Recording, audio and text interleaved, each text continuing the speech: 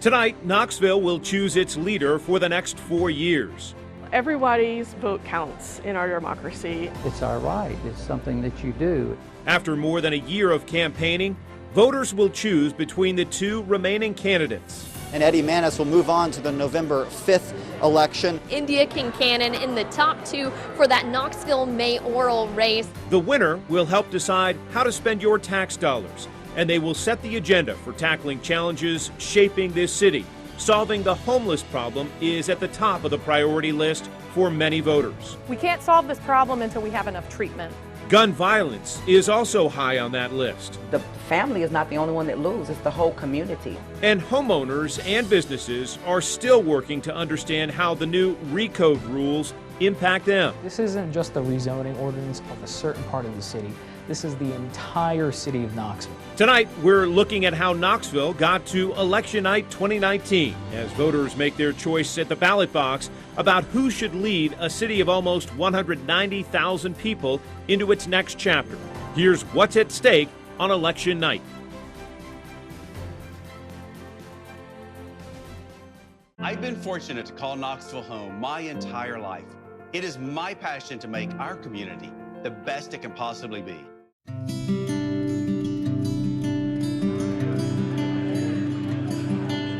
I graduated from Central High School and I started my company in 1985, Prestige Cleaners, and we started with 3 employees and started from the ground up. It is essential that we have a leader who has the mind of a CEO and the heart of a social worker, who has experience in running both a city and a business, and who also has compassion for all of Knoxville citizens.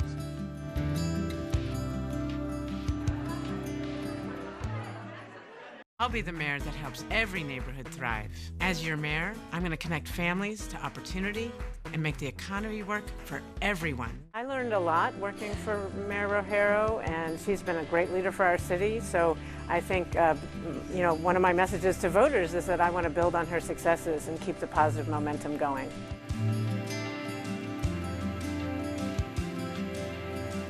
The number one issue that I hear about from people across the city is affordable housing. And so I have a plan for working on that in the housing first approach and then supporting permanent supportive housing.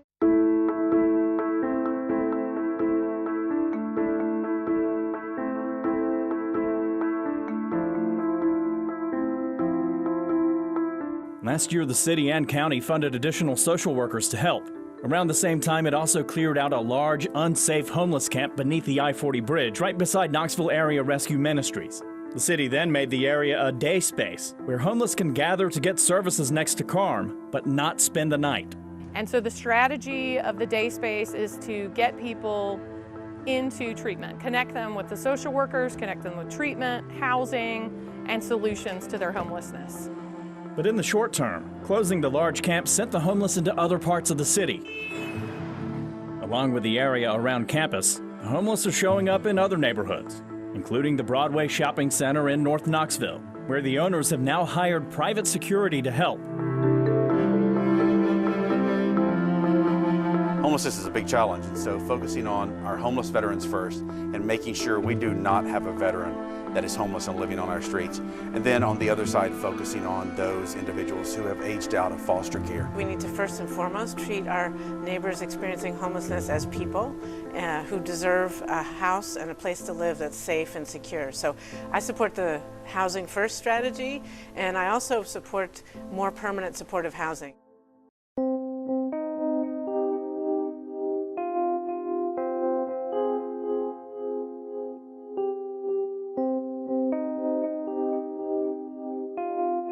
We're a growing city, and it requires more living spaces for more people. Volunteer Ministry Center CEO Bruce Spangler has seen the recent growth firsthand, but says this is just the start. We have seen an uptick in terms of just the total number of folks who are experiencing homelessness or near homelessness. The city and its housing partners have invested just under $237 million into fixing the problem over 7 years. These efforts come at a time when officials say more than half the city's households fall under the low-income designation. It's a good thing that a lot of people want to live in Knoxville, but what that means is there's more competition for the available apartments. So I support the provision of a greater supply of housing through the Affordable Housing Trust Fund, and I also want to help out on the demand side. I definitely expect my administration to continue with Mayor O'Hara's approach with affordable housing and designating and continuing the Affordable Housing Trust Fund, but also designating maybe a committee to really look into those challenges as well.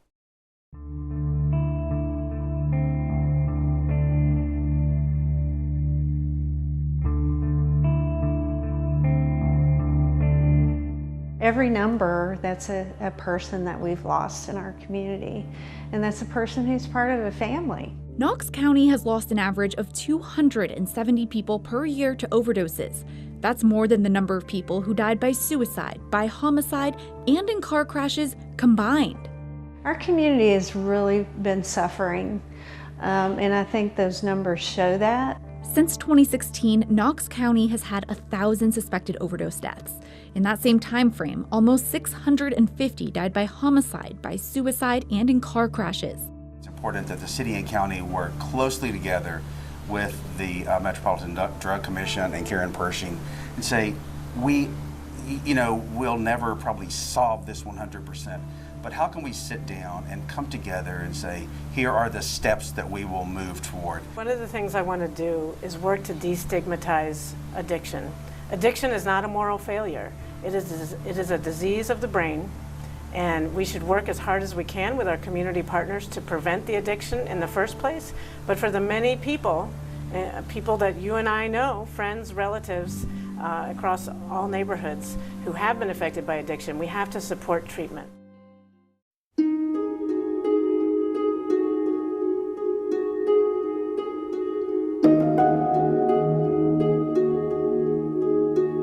This is a change that in some grand scheme had to happen. Recode Knoxville will affect all 73,000 properties within the city and how they can be used, allowing more modern standards to support future city development. In terms of the city overall, I think it speaks well about the city wanting to continue to move forward and seeing the opportunities and the potential the city has. Gerald Green with Metropolitan Planning Commission has been on board since the start and is excited to see the changes that come in 10 to 15 years. No one's going to see anything immediately. So, how will the city change if zoning codes are revised? It's a huge deal. I mean, it is a huge deal. I mean, it affects every single property in the city of Knoxville. Take this block of businesses in Bearden off Kinston Pike. Commercial buildings line the street right now, but that could change. This building could be rezoned for mixed use. That means the new building could look something like this. That's commercial space down low with apartments up top. Zoning in general over the last few decades and number of decades has really accommodated keeping uses separate. You work here, you shop here, you live here. Now we're much more headed into a mixed use situation.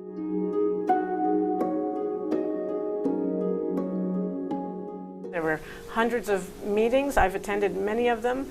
I think it got better with every ounce of community input, and now it's our job to implement it. I ask for, if I'm the mayor, that it be delayed so that the current administration and the new incoming city council members can get their arms around it.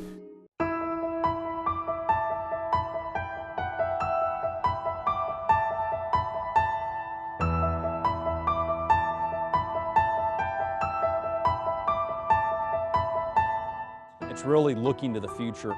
The southern part will be converted into a new public safety complex, including police and fire. What happens to the rest is still in question. The city is negotiating with LMU to sell the tower. The school would use it for at least its nursing program and maybe more. We don't need that space, but we would like someone to utilize that space. So LMU educational uses next to Fulton High School would be great. Changes to the northern part of the site are more uncertain. Right now, the plan is to demolish all but the historic hospital center and redevelop. Well, redevelopment could be a number of things, from housing to mixed-use development to some educational facilities. Also included the strip of businesses south of the site. The front facade, There could be some funding for Jackie's Dream and other businesses right along the street there adjacent to the St. Mary's site. I wish that were still a hospital, but since it can't be a hospital, KPD and KFD need new headquarters. The old building is no longer working, and North Knoxville deserves to have a good, vital part of the community be there. I would love to consider precinct model, and I've had a lot of positive feedback from the community and from KPDs. I think there's a great opportunity there to look at a new way of doing policing and building relationships in the communities. Our investigative team found 10 cases of KPD employees investigated for inappropriate sexual behavior on the job. Hundreds of pages of documents detail the offenses over the past 5 years. They range from sexting to solicitation to sexual battery. KPD says it handled the cases decisively and investigated each thoroughly. Now the candidates for mayor of Knoxville are reacting, and they say they support the department. The internal affairs investigations range from Officer Larry Presnell, who records show went back to a 52-year-old grandmother's house over and over again, asking inappropriate questions and pushing hard for a fling, to Officer Jason Wagner, who got a suspected prostitute he stopped to send him a naked photo, to school resource officer Jeffrey Murrett, who sent an unsolicited photo of his penis to a colleague at Fulton High School. The candidates who want to lead KPD and the city it serves say they support the department. I feel sorry for KPD. Eddie Mannis says the vast majority of officers uphold the law, and the department appears to have investigated the cases thoroughly. It's all serious. I don't mean to diminish any of the seriousness of it, but it's about, is it a culture? And I just think the men and women of KPD are above that. His opponent, Indya Kincannon, agrees these cases represent a few bad apples. There are 385 officers in KPD, and the vast majority of them are working hard every day, putting their lives on the line. Attorney Dennis Francis has represented police officers for decades. Yes, I think there's a higher expectation that they will follow the law, but they're human. He says maybe an external body, perhaps the city's civil service department, should investigate rather than internal affairs. But both candidates say they trust KPD. I'm going to make sure that law enforcement earns the public trust, and that involves transparency.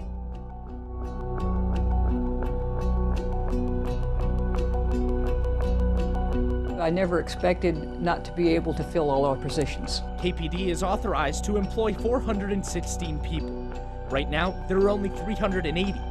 Recent recruiting classes have been smaller than ever. In the past 2 years, we've run an academy of 9 where we're used to, we had requisition for 35. Chief Eve Thomas has been at KPD for decades. She says if every officer who is eligible to retire chose to leave, the department would be faced with an additional 60 to 70 openings. I've never expected to be below our authorized strength like we are now. Everyone across the country is having a hard time finding bodies, finding jobs, finding employees to do the jobs that we have.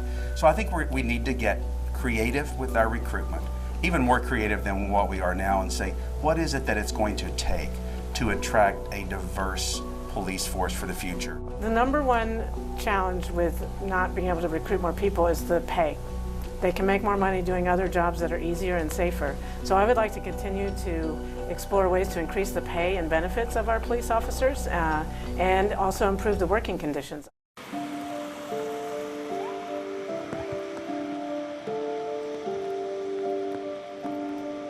No justice! No peace! No justice! No peace!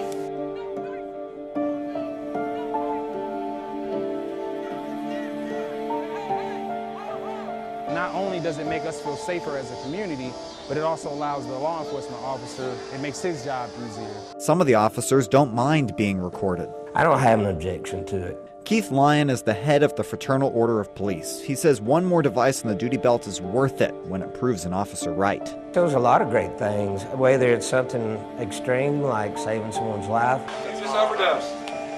And we brought you back to life, you know that? I support the full implementation of body cameras. I think it brings more accountability for the public and more protection for the police from false accusations. From the officers I have talked with, they are not resistant to body cameras at all, and I think if it protects our communities and protects the officer too, I think it'll be a very good thing.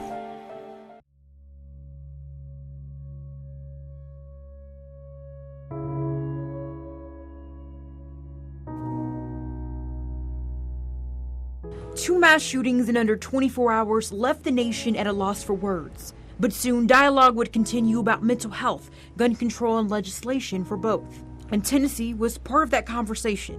My mom tried to do her best when I was growing up, especially when other shootings would happen. Zoe Brookshire Risley survived a shooting at Tennessee Valley Unitarian Universalist Church in 2008. Today, she asked for more action. We need to be putting a lot of pressure on our legislation. State Representative Rick Staples says gun violence reaches communities across the nation, making the need to change urgent. But we're going to have to work in concert together to make something happen. It's a feeling both Dobson and Smith say they know all too well. It's just sad that we have to stand here in honor of our children. It's sad that we had to put our children in the grave. After feeling that heartbreak, they hope to change their communities. We speak up on not just on our children's behalf, but on others' behalf. And those across the nation. Not to live in fear. We should not have to live in fear.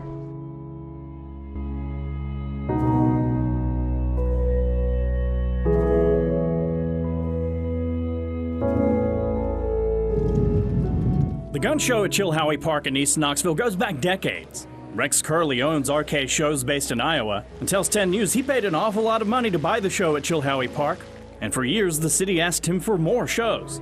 But now City Council is ready to pass a resolution asking the mayor to bar gun shows on taxpayer property. That decision would be up to the mayor, and both candidates to become the next mayor of Knoxville say they agree. I support it because I've spoken and listened to the people, particularly in East Knoxville, and they say that the #1 concern on their minds is gun violence. You know, it doesn't matter how you feel about guns, but it's being done on taxpayer property, and that community does not want it there. RK Shows already has a gun show scheduled at Chilhowie Park this year on Thanksgiving weekend, and it has another show before then in October at the Knoxville Expo Center, a privately owned location. The candidates for mayor say that shows why the gun show does not need Chilhowie Park. You know, if you really want to have a gun show and they want to come here and do the gun show, there's lots of places they could do it. There are a lot of other ways to legally acquire guns at the city. You don't have to do it on public property. But the owner of the gun show says he's being discriminated against. He has not been invited to any city council meetings, and he says the council is entering a slippery legal slope. But still, the candidates to become the next mayor of Knoxville say this is something with overwhelming support. I don't think there's much conflict in that decision. I mean, maybe that's a sign that it's a long time coming.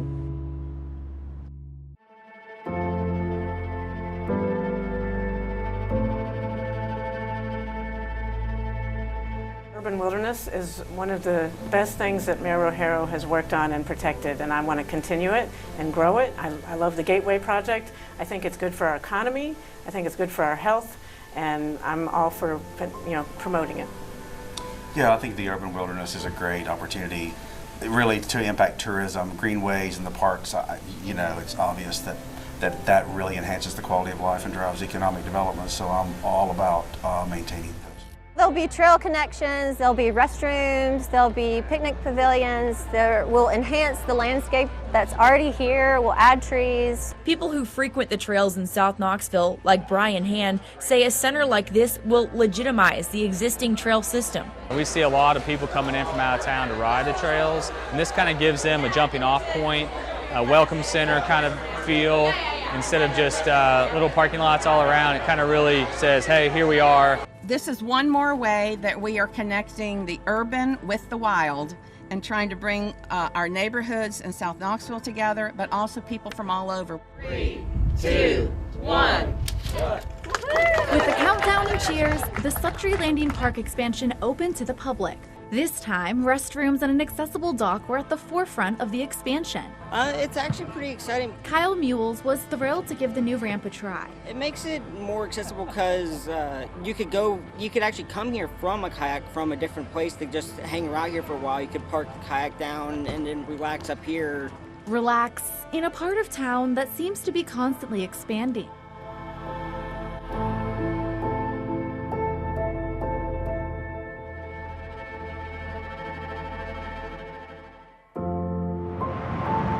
From its start going all the way back to the 1880s, Chilhowie Park has hosted presidents, expositions, burned down, been rebuilt. then held all-night disco infernos and Golden Gloves boxing. Now this 81-acre park is fighting to find ways to remain relevant. And of course I want the park to have a warmer, friendlier, more updated feel. It looks and feels a little outdated now.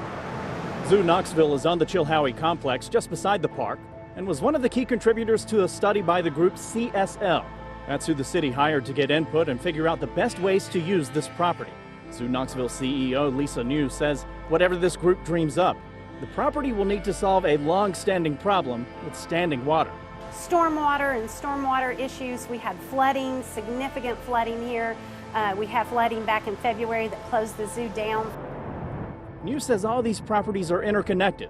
When one does well, it helps the others. She says fighting to make Chilhowie Park relevant will help the entire city. The development that goes in Chilhowie Park really, in my opinion, will be the catalyst for Magnolia and East Knoxville. It will help drive and stimulate what goes on in East Knoxville for many years to come.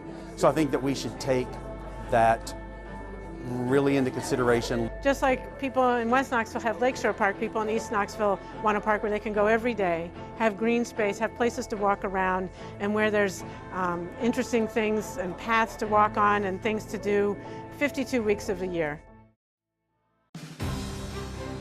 Throughout the year, you've told us what issues matter to you, and in the next few hours, we'll know who you've chosen to tackle them. Knoxville has so many opportunities, and we're really at a crossroads and at a pivotal point. I'm responsive, I care about strong neighborhoods and a strong economy.